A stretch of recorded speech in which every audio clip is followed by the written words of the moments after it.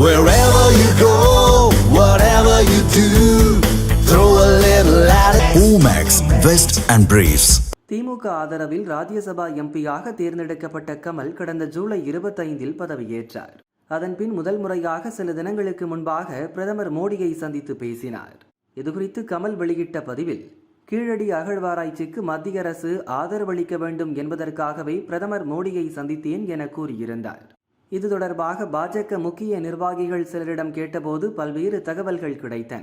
அவர்கள் கூறியதாவது: பிரதமர் மோடியை பொறுத்தவரை பாஜகவுடன் நேரடி தேர்தல் போட்டியில் உள்ள சமாஜ்வாதி, ராஷ்டிரிய ஜனதா தளம், திரிணாமுல் காங்கிரஸ் தவிர மற்ற மாநில கட்சிகளை எதிரி கட்சிகளாக பார்ப்பதில்லை. கூட்டணியில் இருந்தாலும் இல்லாவிட்டாலும் சந்திரபாபு நாயுடுவின் தெலுங்கு தேசம், ஜெகன்மோகன் ரெட்டியின் ஒய்எஸ்ஆர் காங்கிரஸ், நவீன் பட்நாயக்கின் பிஜு ஜனதாதளம் ஆகிய கட்சிகளுடன் மோடி நட்பை பேணி வந்தார்.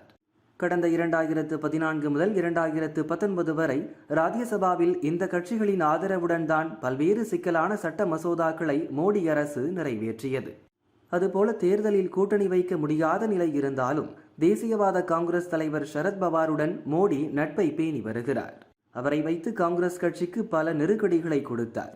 இதுபோல அதிமுகவுடன் கூட்டணியில் இருந்தாலும் திமுகவுடன் நட்பை பேணி வருவதாக பாஜகவினர் தெரிவிக்கின்றனர். திமுக அமைச்சர்கள் பலர் மீது அமலாக்கத்துறை, வருமான வரித்துறை வழக்குகள் நிலுவையில் உள்ளன.